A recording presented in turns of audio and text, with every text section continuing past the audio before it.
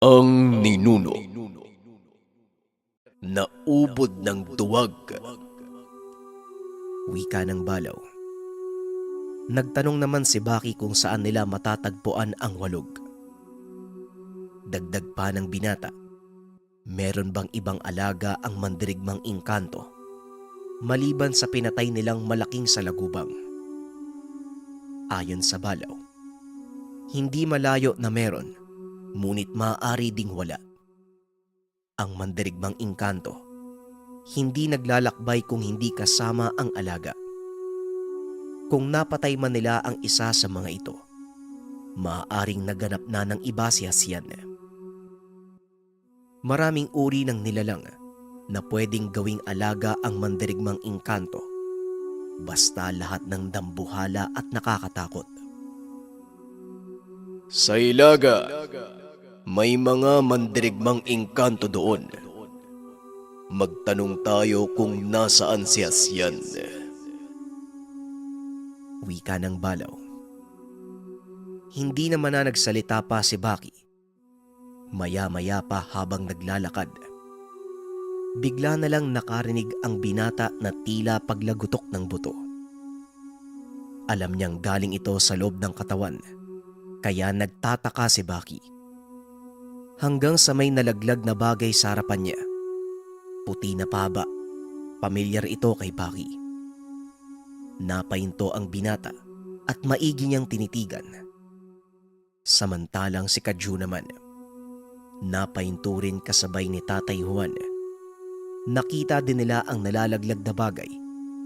Napatanong pa si Tatay Juan kung ano ito. Hanggang sa dinampot ito ng binata at nilagay sa palad. Teka, parang katulad to ng tangan mo, kuya. Tignan mo, oh. Wika ni Baki. Kagad namang lumapit si Kadjo. Hinawakan niya ang gamit. Ganun na lamang ang panlalaki ng mga mata ng kapatid nang maramdaman na may kakaiba sa hawak. Parang ngipin ng balaw, pero mas malakas ang presensya. Akin na lang to, Baki. Wika ni Kadjo. Hindi yan para sa'yo, Kadjo. Ibalik mo sa kapatid mo. Dahil para sa kanya yan. Wika ng balaw. Bakit naman? Di ba nakaanib na sa'yo yung kapatid ko? Bakit niya pa kakailanganin yan? Tanong ni Kadjo. Tumugon naman ang balaw na nagbabakasakali siya na baka madagdagan pa ang lakas ni Baki. Nakita niya kung gaano kalakas ang tanga ni Kadjo, lalo na kung papaano niya napuksa ng ganong kadali ang dambuhalang salagubang. Pinahanga mo ako doon, Kadjo. Basta ipapagamit ko lang yan sa kanya. Malay mo, umubra. Naiisip ko nga na lahat ng mga ngipin ko ibigay sa kanya. Kaso ang ikinakatakot ko, baka hindi na ako tubuan ng ngipin. Baka biglang wala nang lumabas para kapalit. Ang pangit ko nun. Ano pang tinititig mo? Ibigay mo sa kanya. Wika ng balaw. Hindi na nagsalita pa si Kadjo. Inabot niya ang gamit at bumalik na sa normal na boses ang binata. Kaya pala lumalagotok sa loob ng katawan dahil binubunot ng balaw ang sariling ngipin. Magpasaganon pa man ginamit ito ni Baki. Ginawan pa ng lubid ni Tatay Juan gamit ang abaka at isinuot kay Baki bilang kwintas. Nagliliwanag ito sa dibdib ng binata. Ang ipinagtataka ni Kadjo dahil hindi naman ito katulad ng sa kanya. Medyo may kalayuan na ang kanilang nilakbay. Nang mga sandaling iyon hindi muna gumamit ng lagusan ang balaw. Dahil isang beses lang itong pwedeng gamitin sa isang araw. Lalo pat kalahati sa katawan ng balaw ay tao. Kaya limitado ang galaw niya, hindi tulad noon na buo siyang engkanto. Hanggang sa may tinurong direksyon si Baki, isang lawa na napapaligiran ng makapal na kakawyan. Ayon sa Balaw, ito na ang lugar ng mga mandirigmang engkanto. Sobrang namangha si Tatay Juan at Kadyo. Napatanong sa isipan si Kadyo kung papaanong nagkaroon ng lawa sa gitna ng gubat. Hanggang sa tuluyan silang makarating sa lugar. Napakalamig ng presensya ng paligid pero napakabantot ng simoy ng hangin. Nababalot pa ng hamog ang paanan ng mga malalaking kahoy. Maging ang lawa, kalahati dito ay hamog din. Refleksyon ng lawa ang kalangitan, ngunit kung titignan sa malapitan, madilim ang ilalim at hindi makita ang hangganan. Parang hindi ko gusto ang presensya dito Bukod sa mabantot, nagtatayuan ng mga balahibo sa katawan ko. Wika ni Kadyo. Kahit ako anak Ano ba tong lugar na to, Baki? Nasaan ba ang sinasabi ng Balaw na mandirigmang engkanto? Tanong ni Tatay Juan. Sumagot si Baki na hindi niya alam kung nasaan. Hindi pa nagsasalita ang Balaw ng mga sandaling iyon. Maya-maya pa, bigla na lang lumangit-ngit ang mga puno. Bahagyang yumanig ang lupa. Dito napaatras si Baki, maging si Tatay Juan at Kadyo. Magpakita ka, kaibigan. Huwag mong takutin ang mga kasama ko. Wika ng Balaw. Hanggang sa may unti-unting lumitaw sa kanilang harapan. Nanlaki ang mga mata ni Baki sapagkat malinaw niyang nakita ang imahe ng napakalaking tao. Nakasakay sa hindi matukoy na halimaw. Tila pagong, ngunit may dalawang ulo. Habang ang nakasakay naman, tao lang ang itsura pero napakalaki. Mahaba ang buhok. Balot ng makapal na baluti ang katawan. Tila mga balat ng kahoy at may bitbit pa na napakalaking sibat na halos 3 tao ang haba. Yan ba ang itsura ng walog? Yan ba ang mandirigmang engkanto? Tanong ni Baki. Tama ka. Yan nga. Ngayong nakita mo na, mas malaki kung ikukumpara sa akin. Hindi pa kasama ang sinasakyan niya. Ikaw si Kuro. Tama ba? Nasaan ang ibang mga mandirigma? Bakit ikaw lang ang nagpakita? Tanong ng Balaw.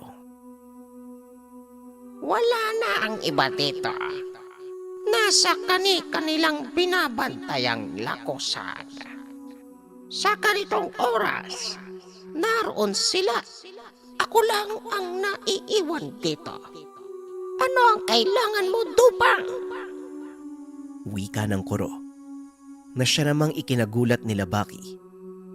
Iba ang tawag ng mandirigmang engkanto sa maharlikang Balaw. Dupang, hindi niya alam kung bakit.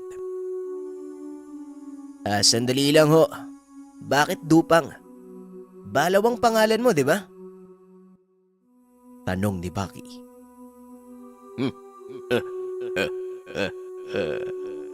Katulad sa mundo nyo, meron din akong pangalan. Dupang, ang pangalan ko sa aming mundo. Pwede bang tumahimik ka muna? Ikaw dyan, Kadyo. Bakit parang natatawa ka? Anong nakakatawa? Tanong ng Balaw. Wala. Pasensya na, Marlek ang Balaw. Nagulat lang ako eh. May pangalan ka pala? Teka. Ano ba? Hindi ko talaga mapigilan yung tawa ko. Yung Dupang kasi sa amin, sakit sa balat. O hindi kaya yung mapanlamang sa tao. Pasensya na ha. Huwag ka magalit. Nagbibiro lang talaga ako. Ay nako, si tatay nga oh. Sumisimple ng tawa. Bitawan mo na yan, tay. Baka atakihin ka sa kakapigil ng tawa. Wika ni Kadyo. Palaw, hindi ako tumatawa ha. Wag mo akong titigan ng ganyan. Makakatikim ka sa akin. Sige ka, ikaw naman Kadyo. Tumigil ka na kasi. Tumahimik ka na. Dinadamay mo pa ako eh. Wika ni Tatay Juan. Bueno, nandito kami para magtanong. Maaari bang malaman kung nasaan ngayon si Hasyan? Pasensya na sa abala. May galit sa akin yun eh. Ayon sa nalaman ko sa Reynang Diwata, tumaliwas sa kanya. Maliban na lang sa inyo na nagawa niyang mapakiusapan. Wika ng Balaw. Maaaring nasa Hilaga si Hasyan. Sa dating binabantayan niyang lakusan na nasira. Alam mo naman kung nasaan yung sa Hilaga, hindi ba? Dupang, hindi namin siya kasundo. Maging kami kinakalaban niya. Pero hindi namin pinapatulan. Baka madamay ang mga tao, kaya umiiwas na lang kami sa kanya. Alam ko kung anong pakay mo at maiging ituloy mo ang binabalak mo. Ipinapaubaya na namin sa iyo ang pagsugpo kay Hasyan. Hindi kami pwede ang pumatay. Kadugo namin siya. Mababahira ng mga kamay namin ng sariling lahi. Wika ni Kuro. Ilang sandali pa, biglang naglaho sa harapan nila ang mandirigmang si Kuro. Dito na nagmungkahi ang balaw na lilisanin nila ang lugar. Nang mga sandaling ito yung kaninang kalmado si Baki, nagbago na, naging balisa. Nagreklamo na si Tatay Juan na sumasakit na ang rayuma. Ay lente, mga bingi ba kayo? Wika ni Tatay Juan. Tiisin nyo na lang po, tay. Sumama pa kasi kayo eh. Kitang inaanay na yung tuhod nyo. Alangan naman buhating kita. Ehersisyo din yan, tay. Wika ni Kadyo. Nagalit palalo si Tatay Juan.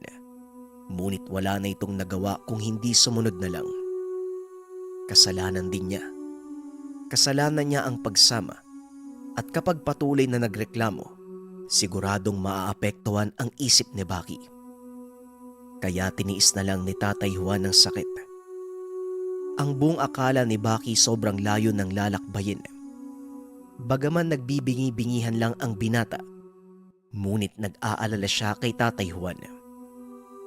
Mabuti na lang sinabi na ng balaw na nakarating na sila sa lugar. Dagdag pa nito, mag-iingat sila dahil siguradong naramdaman na ni Hasyan ang kanilang presensya. Hindi gaanong masukal ang lugar. May espasyo at nasa gilid sila ng ilog. Habang sa itaas naman na banda, makikita ang rumaragasang tubig galing sa talon. Wala namang mga residente sa lugar pero napakalinis. Tila napangalagaan ito ng mga tao ng maayos. Nakahanay pa ang mga bato sa gilid ng ilog at sa bandang kakawayan naman, bihira lang ang mga tuyong dahon na galing sa puno. Yung mga damo, tila magkakasintingkad lang at magkakapantay. Nang mga sandaling ito, nakikiramdam lang si Kadyo at pinagmamasdan si Baki. Bagaman nakarating na sila sa tahanan ni Hasyan, wala namang nagpapakitang nilalang. Habang si Tatay Juan naman hindi nakatiis, umupo ito sa isang bato. Inunat ang mga paa at hinilot ang tuhod. Ano na Baki? Nakarating na tayo, hindi ba? Bakit hindi ka kumikibo? Wika ni Tatay Juan. Wala pong pahiwatig ang balaw, tay. Ang tahimik ng kalabaw na to eh. Wala din naman akong napansing kakaiba. Maliban na lang sa mukhang alaga yung lugar na to, tay. Tugon ni Baki. Minamadali niyo ba ako? Kapag hindi ako nagsasalita, ang ibig sabihin nakikiramdam din ako. Hindi ko maramdaman si Asyan. Wika ng Balaw. Umabante ng lakad si Baki papalapit sa talon. Kaso nga lang wala namang kakaiba. Napakapayapa lang ng lugar na tila walang banta sa paligid. Saan naman tayo pupunta? Huwag mo sabihin doon sa baba ah. Napakasukal doon. At saka mukhang maraming ahas. Wika ni Baki. Huwag ka munang magsalita kung ano ang naiisip ko. Gawin mo. At saka bakit ka natatakot sa ahas? Bulate lang yan sa mundo namin. Dalian mo. Lumakad ka. Huwag kang kukupad-kupad. Nagmamadali na tayo. Tugon ng Balaw. Sa puntong ito, napilitan na si Baki na suungin ang masukal na daanan. Mas malala pa ito sa nadaanan nila kanina. Bukod sa napakaliblib, napakaraming puno din na may mga baging. Nakakakilabot ang itsura. Madilim. Napakakipot ng daanan. Hirap na si Baki habang hinahawi ang mga baging. Diyos ko naman. Malay mo may ahas dito, di natuklaw pa ako. Mabuti sana ikaw kaso nasa loob ka lang ng katawan ko. Pwede ba sa susunod? Katawan mo naman ang gamitin natin, tas ako naman yung nasa loob. Wika ni Baki. Sa tingin mo, kakasya ba ako sa ganitong kasikip na lugar? Alam mong malaki ako Naiinis na ako sa'yo, Kutong Lupa. Kapag nagalit ako, tatalon ako sa bangin. Mas malalim dyan, di ba? Habang nasa ere tayo, hihiwalay ako sa katawan mo. Sige, magreklamo ka ba? Tugon ng Balaw. Hindi nakapagsalita si Baki. Halos madawal siya ng hawiin ang kumpol ng mga damo. Bangina ang nakabungad at sobrang lalim. Kagad kumabig pa kanan ang binata. Humahawak sa mga baging habang binabaybay ang gilid ng pangpang. Animal ka. May bangin pala dito. Ano na bang gagawin natin sa pagkakalam ko? Malaki ang mandirigmang engkanto. Bakit naman siya pupunta dito? Paano siya magtatago dito? Niloloko mo lang yata ako. Ay, naku talaga, oo. Kamuntikan pa ako madulas Kung kalabaw ka. Wika ni Baki. May hinahanap ako. Mamaya ka na magsalita. Magpatuloy ka lang sa paglalakad. Tugon ng Balaw. Ilang distansya pa ang ginagapang ni Baki hanggang sa makakita ng espasyo. Inangat niya ang ulo at tinignan ng lugar. Baka bumalik lang siya sa kung saan nanggaling. Kaso nga lang iba na ang itsura kung nasaan siya ngayon. Sapagkat walang ilog, pabilog lang na espasyo na may malaking bato sa gitna. Naglakad-lakad pa sila sa paligid hanggang sa nagsalita na naman ng Balaw. Ayon dito natagpuan niya na ang hinahanap. Ang alin? Yung bato? Anong gagawin mo dyan? Tanong ni Baki. Tama ka. Yang batong yan, lagusan ng mga engkanto. Dito nagbabantay si Asyan. Sira na ang lagusan. Wika ng Balaw. Nagtanong naman si Baki kung papaano nalaman ng Balaw na ito na ang lagusan. Wala naman siyang nakikitang kakaiba, maliban na lang sa batong nakaumbok. Mag-antay ka. Ipapakita ko sa'yo. Idilat mo yang mga mata mo. Huwag na huwag kang tatakbo. Tugon ng Balaw. Ilang segundo lang ang nakalipas. Bigla na lang nagbago ang paligid. Gumalaw ang kakawayan. Tila umiikot at dumidilim ang paligid. Pagkurap ng mga mata, bumungad sa kanya ang nakakakilabot na mga nilalang. Napaatras pa si Baki. Ilang di pa lang ang layo niya sa mga ito. Pero may nakaharang na tila salamin na may kakaibang liwanag. Kulay pula at mukhang kumikinang na dugo.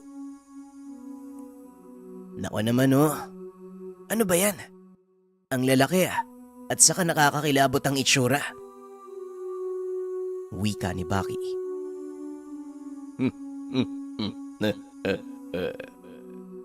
Elemento ang mga yan. Nakita mo na sila noong dumaan tayo sa lagusan. Nakapikit ka habang tumatakbo, kaya hindi mo nakita. Tuso talaga itong si Asyan. Giniba niya ang lagusan. Mabuti na lang, nalagyan kagad ng harang ng mga kasama niyang walog. Dahil kung hindi, yung mga nilalang na kasing pangit mo, gumagala na yan sa mundo niyo. Pero pansamantala lang ang itatagal ng harang. Dapat makuha natin ang tangan ni Asyan. Dahil ito lang ang magiging susi upang tuluyang maselyuhan ang lagusan. Wika ng Balaw. Dagdag pa nito, lahat ng mandirigmang engkanto ay may sariling susi. Ito ang mga tangan ng mga nilalang para iselyo ang bawat lagusang binabantayan. Ngayong sira ang isa at tumaliwas pa si Asyan, kailangan nila itong patayin, kunin ang gamit at ibibigay sa panibagong bantay ng lugar. Nagtanong naman si Baki kung ano naman ang susing kailangan nilang kunin. Ayon sa Balaw, ang susi ay kwintas na ibinigay ng diwata. May basbas ng mga sugo at lumikha. Kasama ng susi ang banal na sandata na kasing lakas ng hawak ng mga anghel. Gusto mo bang lapitan pa ang mga kauri mong pangit? Sige, hahawakan natin sila. Wika ng Balaw. Kung suntukin ko kaya yung mukha mo? Hindi ko kauri yan. Kauri mo yan eh. Mas pangit ka pa nga sa kanila. Gusto mo lang akong pagkatuwaan. Pumunta tayo dito. Wala naman pala tayong gagawin. Ano, manonood lang? Ito ba yung hinahanap mo kanina? Pinapunta mo ako dito sa makipot na daan para dito? Wala. Alam mo, sabi ni tatay, masarap daw yung kalabaw kapag ginawang kasahos. Yung bang binilad ang laman, iihawin kapag natuyo. Mabango ang laman ng kalabaw eh. Wika ni Baki. Mangmang, nakalimutan mo. Kapag kinatay mo ko, mamamatay ka rin. Wika ng Balaw. Ilang segundo pa, bigla na lang humiwalay sa katawan ng binata ang Balaw. Nagulat si Baki. Tumingin sa paligid at makikita ang takot sa muka. Anong ginagawa mo? Yari na. Kitang may mga halimaw eh. Wika ni Baki.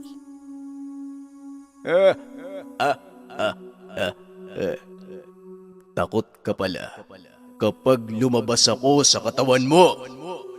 Bakit? Wala kang pandepensa. Nasaan ang yabang mo kanina? Anong sabi mong kakainin mo ang karne ko? Tignan natin!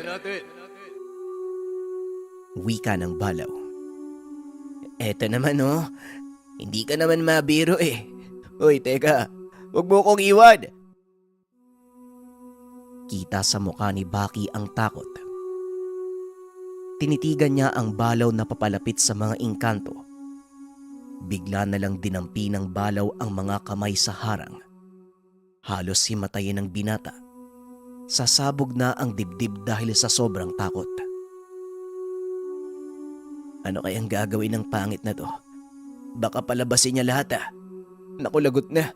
Dapat kasi hindi ko na inasar eh. Hanggang sa bigla na lang nagliwanag ang kamay ng balaw habang dinadampi sa harang. Tila may gumapang na kuryente sa buong katawan nito.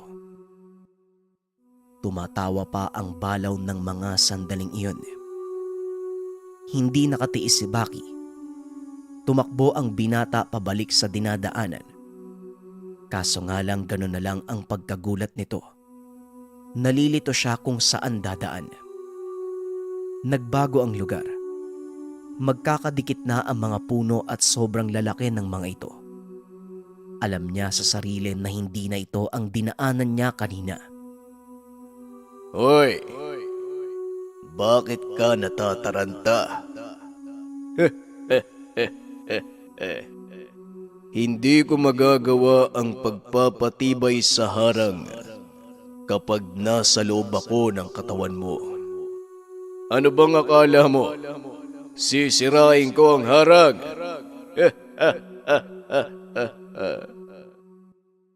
Wika ng balaw. Nakabalik na ito sa katawan ni Baki. Panay bitaw naman ng mabigat na salita ang binata. Dagdag nito, sabihin naman sa kanya kagad kung ano ang gagawin. Hindi yung pinagkakatuwaan pa siya. Ikaw naman ang nauna. Ang angas mo, duwag ka naman pala. Kapareho ka ng mga kapatid mo. Di nadala ka. Buti nga sa'yo. Pinalakas ko lang ang harang. Tatagal pa yan hanggat sa makuha natin ang susi. Mag-angas ka uli sa'kin. Yung gagawin ko sa'yo, tototohanin ko na talaga. Bahala ka na. Kahit pa kasama mo kung sumakabilang buhay. Maharlikang balaw ako. Kailangan ng mataas na respeto. Halika na! Wika ng balaw. Respeto mo yung mukha mo.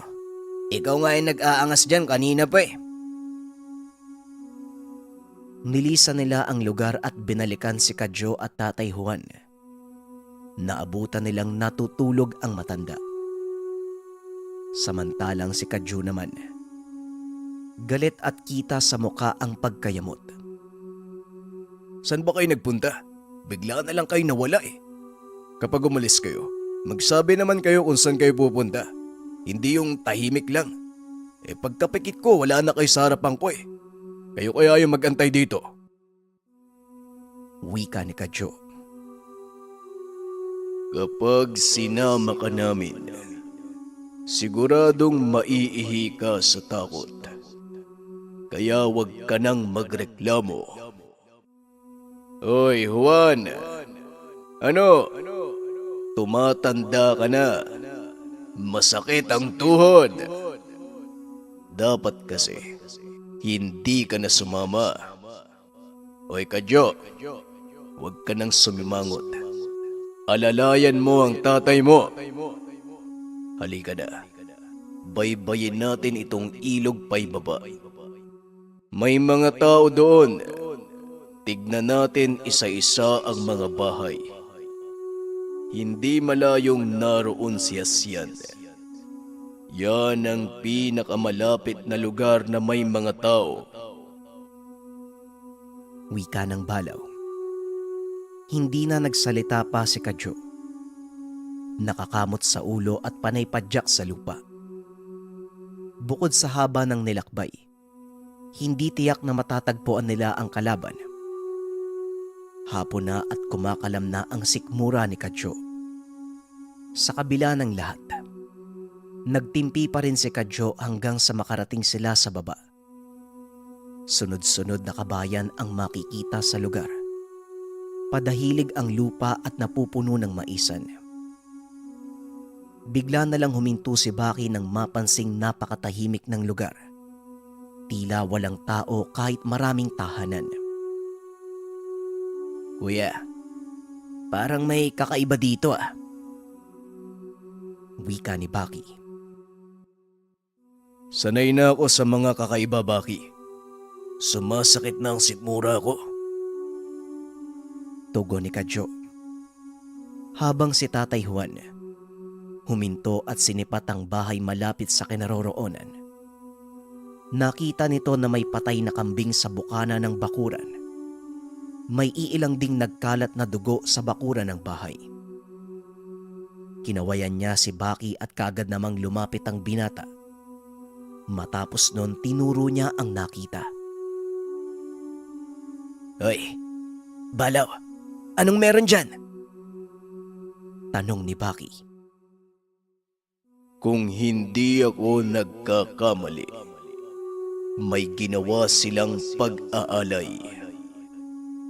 Amoy kalaban. Pasukin mo ang lugar, Baki. Tugon ng Balaw. Walang pagdadalawang isip kaagad tumugon ng binata. Nakasunod lang si Tatay Juan samantalang si Kadyo naman. Ganun na rin ang ginawa. Habang papalapit sa bahay, pinagmamasdan ni Baki ng maigi ang paligid. Pero walang tao. Sarado ang pintuan at bintana. Kaso nagpatuloy ang binata sa pagpasok sa lugar. Hanggang sa makarating sa mismong kinaroroonan ng kambing. Mukhang bagong dugo lang to ah. Sariwa pa. Wika ni Baki. Umupo ito at kinapa ang kambing. Malambot pa ang katawan at malinaw pa ang mga mata. Maya-maya pa, nakarinig si Baki ng mahinang boses sa loob ng tahanan. Kaagad siyang sumenyas kay Tatay Juan na huwag mag-iingay. Nagpatuloy lang sa paglapit si Baki. Makapigil hininga ng mga oras na yon kahit walang banta. Dahil kapag nabulabog nila ang lugar, siguradong magagalit sa kanila ang mga residente. Hanggang sa tuluyan ng nakalapit si Baki sa bahay. Dito niya narinig ng malinaw ang boses. Yung akala niyang nag-uusap, para itong nagdarasal, tila nagmumuni-muni na hindi maintindihan. Ano pang hinihintay mo? Bakit hindi mo nalang biglain? Halata namang alay ang ginagawa nila. Wika ng Balaw. Huwag ka nga maingay. At saka anong biglain? Nag-aalay lang naman, di ba? Pag-iimbestiga lang ang pakay ko sa lugar. Pwersahan yung sayo eh. Paano kapag nademanda tayo? Ako lang pala. Hindi naman pwedeng sampahan ng kaso ang kalabaw. Tugon ni Baki. Ineng, pakitignan mo nga sa labas. Parang may tao yata. Wika ng isang matanda. Mabilis namang tumakbo si Baki papunta sa bakuran. Bumukas ang bintana at bumungad sa kanya ang isang batang babae. Lolo, may tao nga po sa labas. Pero hindi ko po sila kilala. Mukhang mga taga-ibang nayon. Wika ng bata. Teka, magandang hapon po. Sino po ba sila? Meron ba kayong kailangan sa akin? Wika nito. Si Tatay Juan ang sumagot. Nagpalusot ito na may hinahanap lang silang kalabaw. Baka nakita nila itong nagpapagala-gala sa lugar. Kahapon pa namin hinahanap, malaking kalabaw po eh. Basta napakapangit po ng muka, mapagkakamalan mong halimaw. Akala ko nga nandito. May nakita pa akong kambing na patay. Galit kasi sa kambing yung kalabaw namin eh.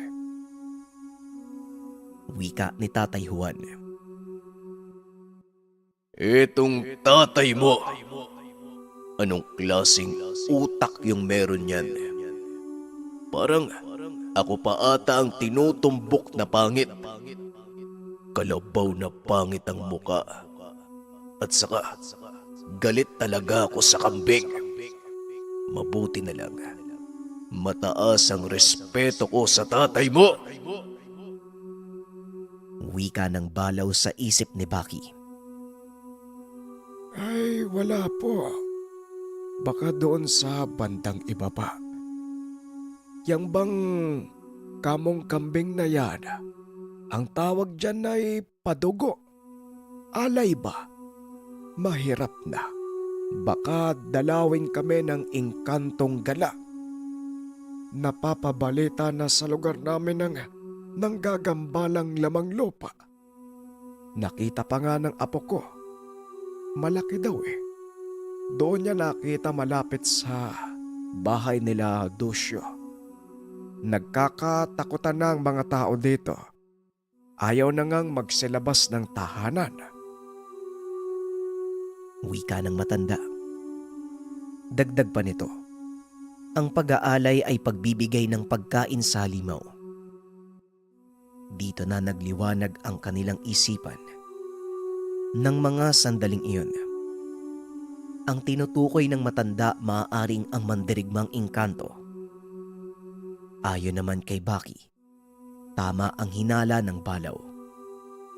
Ang nayong ito, ang pinakamalapit kaya ito nga ang lugar na pupuntahan ng mandirigmang engkanto. Ganun po ba? Sa amin din ho meron eh. Maaari ko po bang malaman kung saan banda ang bahay ng sinasabi niyo pong Dusyo? Wika ni Baki. Ay, bakit mo namang natanong? Kalabaw lang naman ang sadya nyo. Teka, baka yung nawawalang kalabaw nyo, kinain. Noon pa yun, nako. O siya, sige. Ay, Ineng, pakisamahan mo nga sila. Pero bumalik ka kaagad dito ha. Ituro mo lang kung saan banda mo nakita ang lamang lupa. Wika ng matanda. Kagad namang tumango ang apo. Bumaba ito ng tahanan. Naglakad palabas ng bakuran. Nakasunod naman ang grupo hanggang sa makarating sa isang sakahan. Tinuro ng bata kung saan nakita ang nilalang. Naroon ito sa puno na katayo ng nasilayan. Habang ang bahay naman ni Dusyo, yan ang nag-iisang bahay sa gitna ng sakahan. Matapos nun, kagad na sumirit ng takbo pauwi ang paslit. Hindi man lang ito nakapagpaalam. Nararamdaman mo ba, Baki? Tanong ng balaw. Oo. Ramdam ko mula dito ang kakaibang presensyang bumabalot sa sakahan. Sa tingin ko, ang bahay na yan ang sentro. Tay, dito lang muna kayo. Kuya, huwag mong iiwan si tatay. Kapag may nangyaring komosyon, huwag pa rin kayong aalis dito. Kami na ang bahala. Wika ni Baki. Hindi naman na nagsalita pa si Kadyo at Tatay Juan. Malaki ang bahay pero gawa lang sa kahoy. Karaniwan na makikita nating kabahayan sa tagong lugar. Isang palapag pero nakaangat ang sahig sa lupa. Habang papalapit si Baki, nakita niya na may lalaking palabas ng bahay. Nakaubad pang itaas at nakapantalon. Hanggang sa naging malinaw sa paningin niya na tila kasing edad lang ito ni Kadyo. Pero hindi hamak na makapalang pangangatawan at solido. Maaaring ito na ang nagngangalang Dusyo. Pasimple namang tumingin sa ibang direksyon ng binata. Umarte na iba ang pakay niya sa lugar. Pero nakatitig sa kanya ang tao. Halatang galit ang muka. Mabuti naman. Natutunan mo ang ganitong taktika. Tama lang ang ginagawa mo. Pero kanina mo pa dapat ginawa. Ngayon ka pa lumihis ng daan. Nakita ka na ng tao na papunta sa bahay niya. Huwag mo nang lokohin ang sarili mo. Kung hindi ako nagkakamali, ang presensyang bumabalot sa lugar, galing ito kay Hasyan. Wika ng Balaw. Hindi na nagsalita si Baki. Patuloy lang siya sa paglalakad hanggang sa bigla siyang tinawag ng tao. Nagtanong ito kung meron silang pakay sa lugar at wag nang magkunwari. Nararamdaman kita. Kaya kung ako sa'yo, didiretso na ako sa tunay kong pakay sa lugar. Nang marinig ni Baki ang tao, huminto ang binata at tinitigan niya ito sa mata. Nang mga sandaling iyon kinakabahan si Baki. Ayon sa Balaw, ramdam nito ang presensya ng mandirigmang engkanto pero hindi naman nagpapakita. Kaya naiisip ni Baki na baka nagtatago lang ito sa katauhan ng lalaking naroon sa unahan. Kagaya na lang nung tagpo na nakaharap nila ang malaking salagubang. Sa tingin mo ba may patibong sa lugar? O hindi kaya ang isang yan? Alaga siya ng mandirigmang engkanto at magiging dambuhalang insekto? Tanong ni Baki. Hindi ko naaamoy sa kanya ang alaga ng mandirigmang engkanto. Pero ramdam ko sa kanya ang presensya ng mandirigma. Maaring kaisa ng taong yan, ang walog na si Hasyan. Ihanda mo ang sarili mo. Siguradong may hindi magandang mangyayari. Tugon ng Balaw. Umabante ng lakad si Baki. Sandaling umakyat ang lalaki sa tahanan.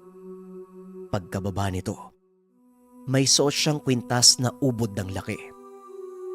Angat ang kinang nito na tila maladyamante ang itsura. Maliban pa dyan, may bitbit itong bagay na mukhang sanga ng kahoy pero kulay itim.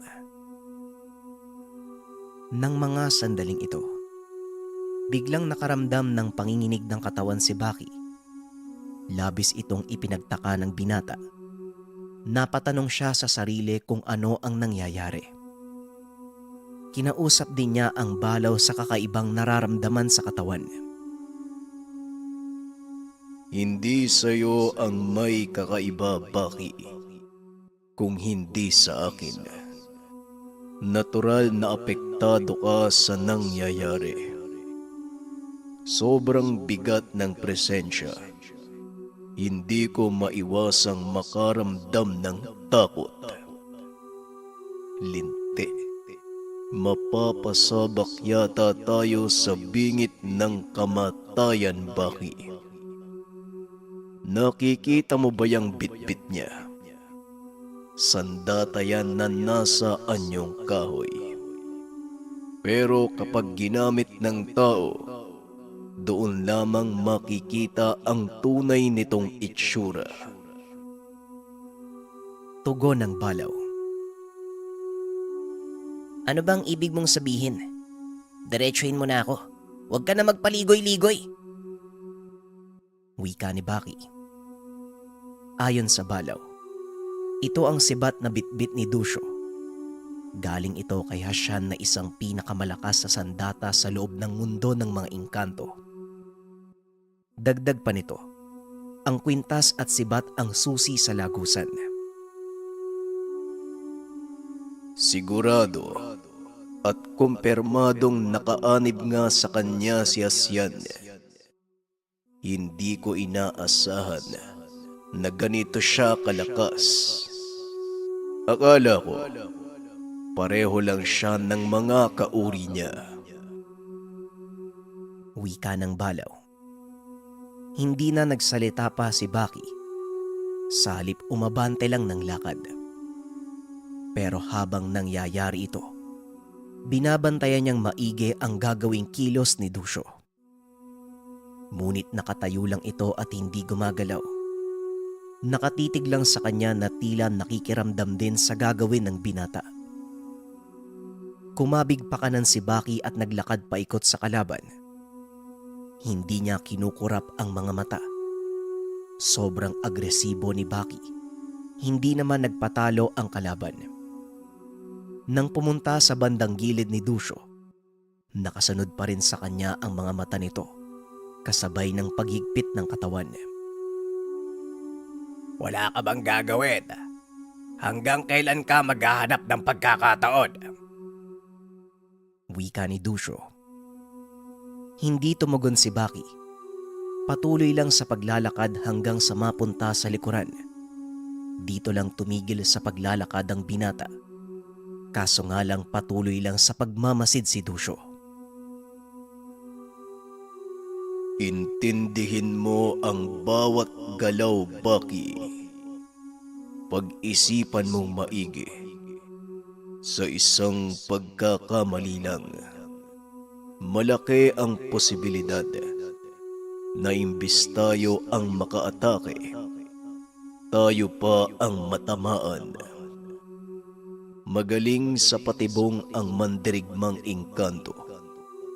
Alam kong nag-uusap din ng plano si Hasyan at Dusyo. Wika ng Balaw. Alam ko. Basta, ako munang bahala. Ibigay mo sa akin ang buong lakas mo. Tugon ni Baki. Hanggang sa gano'n na lang ang panlalaki ng mga mata ni Baki. Bigla na lang nagliwanag ang katawan ni Dusyo. Habang yung hawak nitong kahoy bigla na lang humaba at nagmistulang malaking sibat. Nakakakilabot ang itsura. Mahahalata din na napakatalim ng dulo ng sibat. Panay naman bigkas ng mabibigat na salita ang balaw sa loob ng katawan ng binata. Pero hindi nakikinig si Baki. Nais pa rin niyang ituloy ang plano. Makikita sa mukha nito na kahit nagulat sa nakitang engkantasyon ni Dusyo, gusto pa rin makipagbakbakan ni Baki. Ikaw ang bahala. Pero ito lang ang maipapayo ko. Sa oras na magsimula ang laban, hanggat maaari, iwasan mo ang talim. May sumpang kasama ang sugat nito.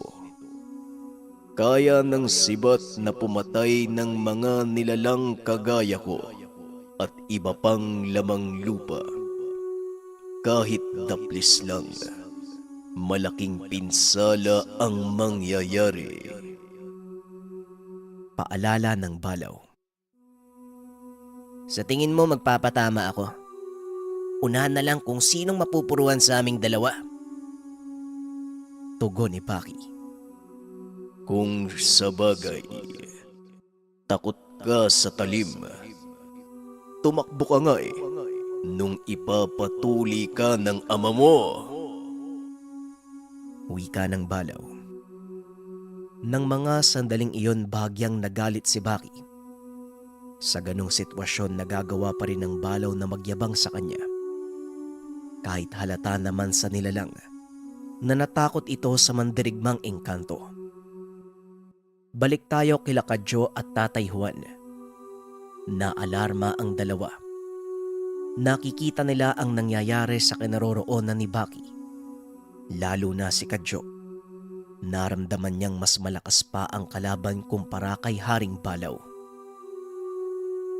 Tay, dito lang po kayo. Sa tingin ko kailangan ng tulong ni Baki. Wika ni Kadyo. Sigurado ka ba dyan, anak? Baka mamaya tumakbo ka lang eh. Pero sige, mag-iingat ka. Wika ni Tatay Juan. Matapos nun mabilis nang tumakbo si Kadyo. Palipat-lipat sa puno ng nyug hanggang sa ilang distansya na lang sa kinaroroonan ni Baki. Inalam din ni Kadyo ang kinikilos ng kalaban. Ngunit sa puntong ito, nakatayo lang ang kalaban. Maging si Baki, nakipagtitigan lang na tila nag-aantay kung sinong unang aatake. Alam ni Kadyo na kahit nakatago sa puno, ramdam siya ni Baki, maging ng kalaban. Kaya naman, inaantay din ni Kadyo na may mangyaring komosyon at saka siya makikisali. Nang sa ganon hindi mapansin ng kalaban ang pag-atake. Hanggang sa yumuko si Baki, pinadyak ang mga paa sabay dipa ng mga kamay. Makapigil hininga ang nangyayari habang si Kadyo naman, ninerbiyos sa labanan, pinagpapawisan ang muka. Nilalaro naman ni Dusyo ang sibat. Binabato sa itaas ang sibat at pinapaikot na tila nag-e-ensayo. Paglundag nito sa lupa, doon bumuelo ng pag-atake si Baki. Hanggang sa bigla na lang itong lumihis sa gilid. Ngunit tila alam ni Dusyo ang gagawin at nakaamba ito ng pagtarak ng sibat. Kaagad napadapa si Baki. Tinapik ang sibat kasabay ng malakas sa pagsuntok sa mukha ni Dusyo. Sa pagkakataong ito, naunang makatama si Baki. Kita niya sa sarili ang pagsimangot ng mukha ni Dusyo. Kagad niya itong sinundan ng isa pang pag-atake. Kaso nga lang biglang nawala sa harapan si Dusyo at napunta sa likuran. Dinaguka ni Baki si Dusyo. Sa sobrang lakas, bumagsak ang katawan ni Baki sa lupa. Sisipain pa sana ni Dusyo sa bandang uluhan si Baki. Pero kumabig ang binata sa ibang direksyon. Nagkaroon si Baki ng pagkakataon na sipain ang tiyan ng kalaban. Nalukot ang katawan ni Dusyo. Napaubo at nagpagulong-gulong sa lupa. Saan mo natutunan ang taktikang yan? Kunwaring aatake, pero lilipat lang pala ng pwesto. Magaling. Kahit papano, umuobra ka. Wika ng Balaw. Basta bigyan mo lang ako ng lakas mo. Utak ko na ang bahalang mag-isip kung anong gagawin. Huwag ka nang makisalo. Nalilito lang ako eh. Palaging palpak yung plano mo eh. Tugon ni Baki. Anong palpak?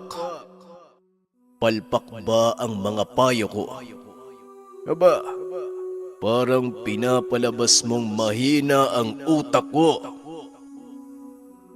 Wika ng Balaw. Ikaw na mismo ang sumagot sa sarili mong tanong. Basta tumahimik ka na lang. Tumayo si Dusyo. Umatake muli sa binata.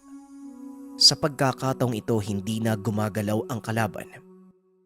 Pinagmamasdan lang siya habang paparating.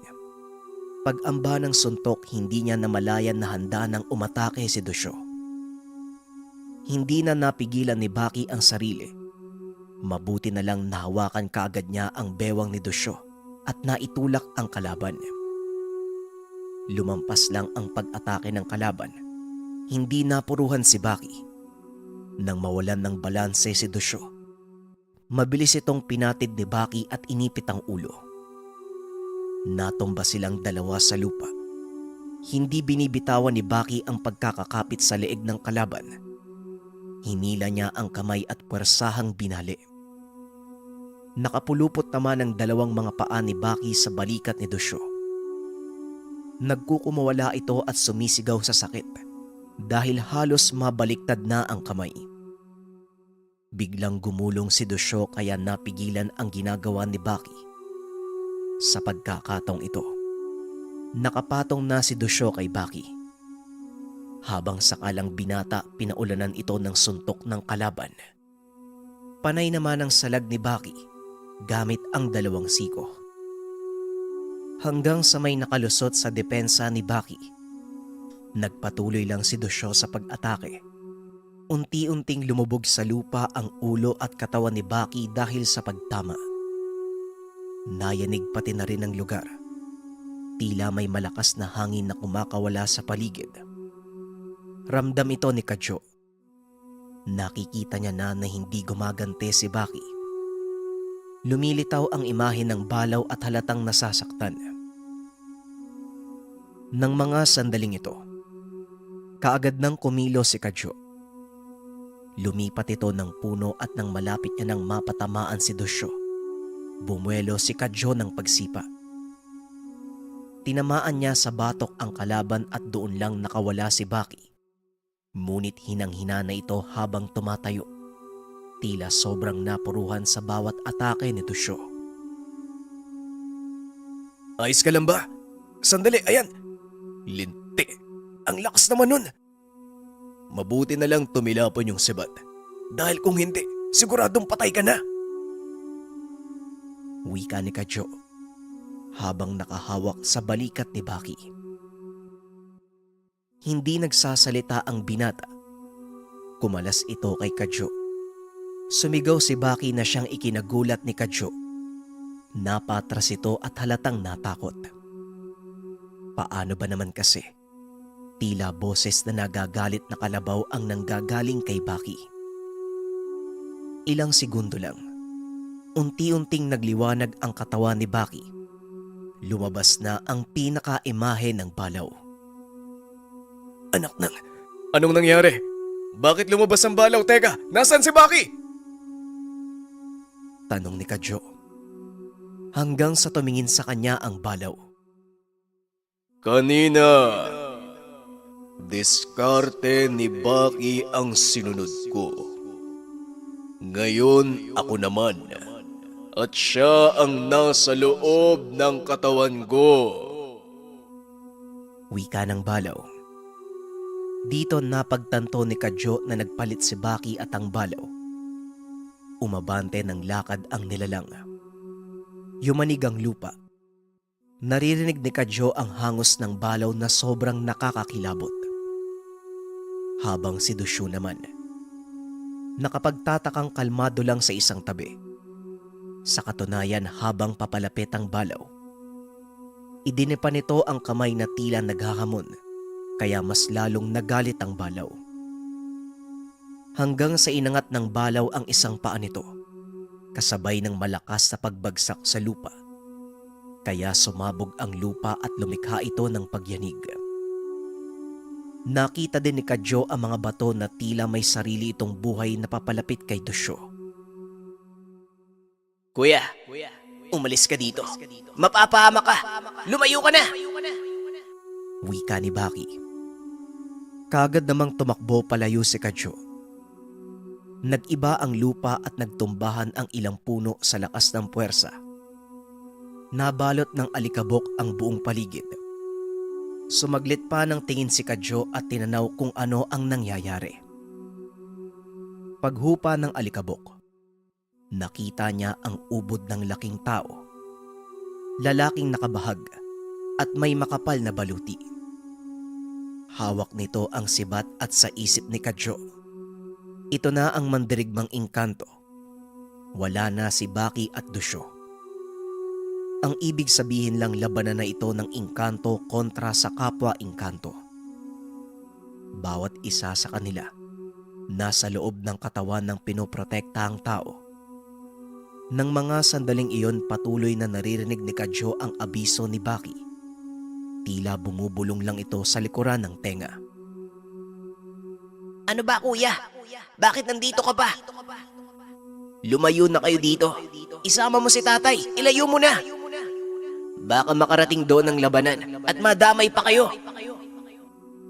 Wika ni Baki. Kahit anong mangyari, hindi kita pwedeng iwan. Pupuntahan ko si tatay. Siya ang ilalayo ko, pero babalikan kita. Kagad namang umalis si Kadyo. Nang malapitan si Tatay Juan, inilayo niya ito sa lugar. Hindi naman naging mahirap dahil sumang-ayon naman kagad ang ama. Habang binabagtas ang daan papunta sa tahanan ng matandang babae na kausap kanina, nakita ni Kadyo si Alberto na paparating. Nagtaka pa ng mga sandaling ito si Kadyo. Paano nalaman ng kapatid na naroon sila sa lugar? Tay, kung maaari, makisuyo ka muna doon sa bahay. Yun na tay, doon banda, sige na. Mabait naman yung matandang babaeng nakatira. Wika ni Kadyo. Ay, teka, wag mo naman ako itulak. O Alberto, abay bakit nandito ka? Sandali lang naman, Kadyo. Tinatanong ko pa ang kapatid mo. Wika ni Tatay Juan. Tay, nagmamadali na ako. Ito, yung tsinelas nyo na iwan o. Sige na po. Kuya Alberto, halika na. Mabuti dumating ka. Kita naman ang pagkagulat ni Alberto. Nakakunot ang muka na tila naguguluhan sa nangyayari. Sumunod naman ito kagad kay Kadyo at hindi na nagsalita pa. Hoy! Hoy, Alberto! Ay, nako. Ano mang pinunta mo dito? Dapat may sapat na tapag ka. Hoy! Walang respeto tong dambuhalang mataba na to ah. Paano niya kaya nalaman na nandito kami sa lugar? Ang layo-layo namin. Wika ni Tatay Juan. Dalian mo, nandun sila sa baba. Teka, paano ka pala nakarating dito? Tanong ni Kadyo. Basta may masamang pangitain si Susan kaya sumunod na ako. Malalaman ko naman kung nasaan kayo dahil iisa lang ang tanga natin. Ramdam kita kahit malayo pa. Ano bang kalaban nyo? Tanong ni Alberto. Mamaya malalaman mo. Baka naman pagsisihan mo kung bakit ka pa nagpunta. Ihanda mo ang sarili mo. Sasabayan natin si Baki. Wika ni Kadyo. Hanggang sa nakabalik na sila sa lugar. Nasa itaas na bahagi sila ng lugar. Tanaw sa ibaba ang sagupaan ng 2 halimaw. Nang mga sandaling ito, napanganga si Alberto. Makikita sa mukha nito ang pagkabalisa. Hinila naman ni Kadyo ang kamay ng panganay, kaya halos nawalan ito ng balanse habang pababa ng lugar. Teka, balaw yan ah. Nasaan si Baki? At saka, anong klaseng halimaw yung isa na yan? Tanong ni Alberto. Mandirigmang engkanto ang tawag ng balaw. Malakas siya. Sa tingin ko mas malakas pa sa balaw. Halika na. Lumapit na tayo. Tugon ni Kadyo. Teka, bitawan mo nga ako. Kakabili lang ng tsinelas ko pudpud na tuloy. Sandali nga, nakakatakot naman. Yung balaw parang nag-iba yung itsura niya. Mas naging makapal yung balahibo sa katawan Tapos yung sungay sobrang laki Wika ni Alberto. Ano bang pinunta mo dito, kuya? Magtanong o tumulong? Sumunod ka na sa akin. Yan. Dito muna tayo. Habang nangyayari ang laban, mas lalapit tayo sa kanila. Huwag kang magpakumpiyansa. Mabilis din ang kalaban ng balaw. Ano ba naman yan Wala si Baki Ano ba nangyari sa kanya? Nagpalit ang balaw at si Baki. Nasa loob ng katawan ng kalabaw na yan si Bunso. Yung kalaban niya naman ganun din. Pareho silang may pinoprotekta ang tao. Maging alisto ka. Sumunod ka na sa akin. Lumapit na sila hanggang sa mapunta sa mismong likuran ng balaw.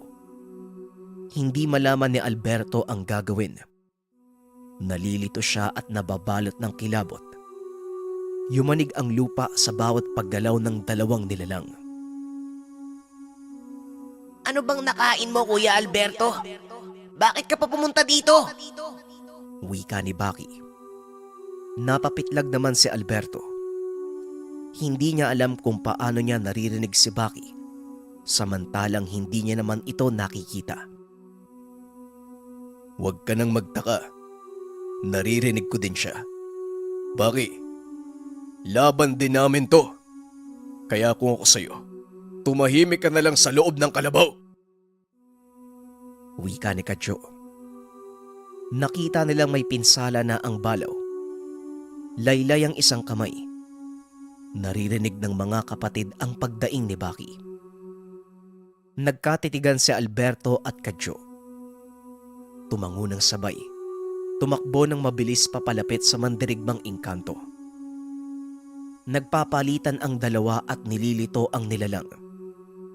Tinutusok sila ng sibat, ngunit madali itong naiilagan ng magkapatid, habang ang balaw naman hinahayaan lang sina Alberto.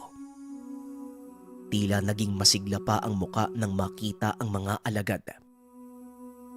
Habang papalapit si Alberto at Kadyo, umatake na rin ang balaw. Pinagtulungan nilang tatlo ang mandirigmang engkanto. Kung ano ang lakas ng balaw, yun din ang pinsalang dulot ni Alberto at Kadyo dahil sa mga tangan. Nababaliw na ang mandirigmang engkanto. Hindi niya na mailagan ang mga patama dahil nasa magkakaibang direksyon ang pag-atake. Idagdag pa dyan ang pagsungay sa kanya ng balaw. Naipit ang mandirigmang engkanto. Inararo ito ng balaw at binangga kung saan-saan. Nang mga sandaling ito, nabitawan ng mandirigmang engkanto ang sibat, kaya mas nahirapan ito sa laban. Hanggang sa sumuong na sa ilalim si Alberto, buong lakas na nagbitaw ng suntok sa sikmura ng kalaban. Napaungol ito ng malakas kasabay ng pagsuntok naman ni Kadyo sa lalamunan, kaya tuluyan itong nanghina. Mabilis na kumilos ang balaw ng maramdaman na bumaba na ang presensya ng lakas ng mandirigmang engkanto. Bumagsak ito sa lupa, na kaagad namang tinapakan ng balaw ang dibdib. Asyan, ano bang ginawa ko sa'yo? At gano'n na lang kainit ang ulo mo sa akin? Tanong ng balaw. Habang si Kadyo naman, kita ang panlalaki ng mga mata nang marinig na magsalita ang mandirigmang engkanto. Samantalang si Alberto, hinatak ang isang kamay nito para hindi na makapanakit.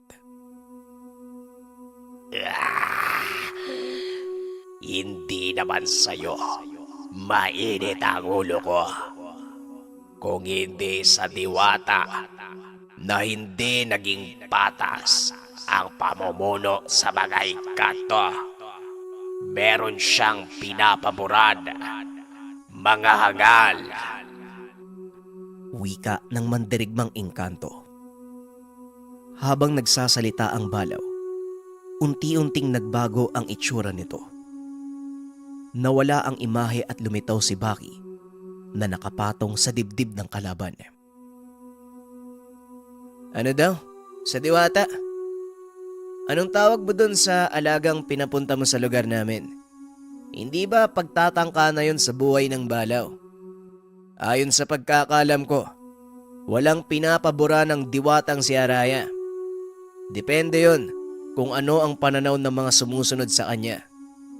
Bawat engkanto may kani-kanilang layunin. Parehas lang ng prinsipyo ng mga tao. May dapat pagtuunan ng pansin. Kung ano ang trabaho ng isa, hindi dapat ginagawang batayan ng iba. Kung ano ang trabaho mo, yun dapat ang gawin mo. Dahil yun ay para sa kapakanan ng lahat, hindi para sa sarili mo. Ang anumang tagumpay mo ay karangalan mo yon. At kung anuman ang pagkabigo, kasalanan mo din. Kaya huwag kang mangdamay ng iba. Tagabantay ka ng lagusan, tama. Kung ang iba ay may ginagampan ng tungkulin, para sa kanila yon. Kapag nakialam ka, ang ibig sabihin, Pansariling kapakanan mo ang iniisip mo. Sa madaling salita, naghahangad ka pa ng iba. Kung gusto mong maging katulad ng ginagampanan ng balaw, gumawa ka ng paraan. Pero naayon pa rin sa tama. Hindi sa ganitong paraan, nandadamay ka ng mga taong inosente. Wika ni Baki. Nang mga sandaling iyon, nagkatinginan ang magkapatid. Napailing si Alberto. Angas ah. Narinig mo yung kadyo? San kaya nakuha ng kabuting to yung mga sinasabi niya? Ang talino? Tignan mo oh. Akala mo, siya lang yung nakapagpatumba sa kalaban. Napakaangas. Wika ni Alberto. Oo nga eh, pero teka. Nagsasalita ka pa. Tumahimik ka na lang dyan, hayaan mo sila. Wika ni Kadyo. Asyan. Pasensya na. Pero hindi ka na nararapat sa mundo ng mga engkanto, maging sa mundo ng mga tao. Hindi ka dapat gawing huwaran ng iba. Baki, kunin mo ang tangan niya. Wika ng balaw. Kagad dinablot ni Baki ang maladyamanteng kwintas ng mandirigmang engkanto. Nang makuha ito ni Baki, umatungal ang nilalang na tila sobrang nasaktan. Biglang sumabog ang liwanag sa buong lugar. Kasabay ng mga alikabok, nagmistulang ipo-ipong dinuduyan ng malakas na hangin. Kagad namang nagsilika si Kadyo at Alberto sa pag-aakala na baka may mangyari sa kanila kasabay ng mga nagaganap sa lugar. Kaso nga lang bigla na lang tumahimik ang paligid at paglingon ng dalawa. Wala na doon ang mandirigmang engkanto. Si Baki na lang at katawan ng isa pang tao na gumagapang sa lupa. Si Dusyo na sinaniban ng mandirigmang engkanto para magawa nitong maglakbay ng malaya sa lugar ng mga tao. Ang paglaho ng presensya ng katawan ni Hasyan, indikasyon na patay na ang mandirigmang engkanto. Ay teka sandali. Kung kumilos ka parang wala kang kasalanan ah. Wala na ba yung sinasandalan mong tangan? Ano ba talagang nangyari? Napasandal si Dusyo sa nakatumbang puno at nagpaliwanag. Ayon dito, bigla siyang dinalaw ng nilalang habang nag-aalay sa lugar. Dahil laganap na sa kanila ang walog. Pero iba pala ang sadya sa kanya ng nilalang. Hindi yung alay, kung hindi ipinagkalob nito ang kahoy na naging sibat at ang kwintas. Ang bunga kala niya ay maganda ang maidudulot ni Hasyan. Kaso matapos maisuot ang kwintas, hindi niya nahawak ang sariling kaisipan. Lahat ng ginagawa niya ay kontra sa sariling pagdikta sa katawan. Naintindihan naman ito ni Baki. Nalaman niyang mabuting tao pala si Dusyo na manipula lamang ang isipan. Natapos na ang labanan. Nakuha ni Baki ang kwintas at ang sibat ni Hasyan. Hindi na sila nagtagal pa sa lugar. Kagad lumisan at nang madaanan si Tatay Juan, sinabihan nitong babalik sila kung saan nakalagay ang lagusan. Nagreklamo naman ang matanda. Ayon kay Tatay Juan, hindi niya na kayang sumama pa sa bukid dahil ikakamatay niya na ito. Sinabi ng matanda na magpapaiwan muna siya sa lugar upang magpahinga. Hindi naman na nagsalita pa si Baki. Pumayag ang binata at kagad nang umalis papunta sa lagusan. Nang makarating bumungad sa kanya ang engkantong si Araya. Gulat na gulat si Baki. Kagad siyang niyakap at hinalikan. Ganon pa rin ang itsura. Walang suot. Nilapag na lang ni Baki ang mga gamit at kumaripas ng takbo. Hindi niya makayanan ang ganong sitwasyon. Ramdam niyang may gustong mangyari ang diwata sa kanila sa liblib na lugar. Hindi pa natapos ang pagsubok sa buhay ni Baki. Nagpatuloy pa ito, pero hindi na ganun kalala kagaya ng mga napadaan. Mga simpleng reklamo na lang ng mga tao, kabilang ang mga mangkukulam, tulisan, mga lamang lupa na may ginagambala, at sari-saring tao na may masamang hangarin. Hindi tinigilan ng diwata si Baki hanggang sa bumibisita na ito sa tahanan ng binata na siya namang labis na ikinagulat ng mga kapatid. Tila nakatagpo si Baki ng malagintong kutis at ubod ng gandang babae. Ngunit hindi sinasabi ni Baki na ito ang reyna ng mga engkanto. Araw-araw na bumibisita ang diwata, kaya nakakatanggap ng panukso ng mga kapatid si Baki.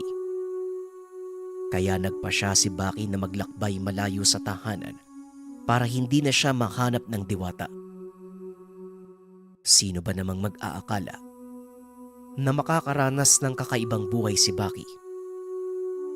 Mula sa pagiging misteryoso ng maisilang hanggang sa nalaman niya ang lahat ng sikreto.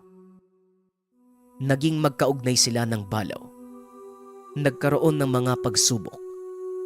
Napalaban sa mga irito. At ang pinakamahirap, napalaban sila sa mandirigmang engkanto. Lahat ng ito nang magkaroon siya ng ugnayan sa maharlikang balaw.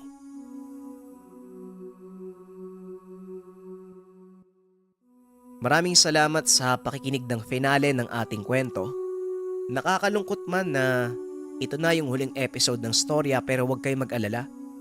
Meron pa tayong mga paparating na series. Pakiantay dahil ang susunod nating series ay tungkol sa mandirigmang engkanto. Salamat.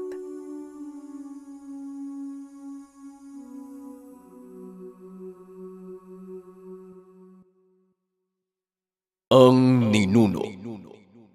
Ang ninuno. Naubod ng duwag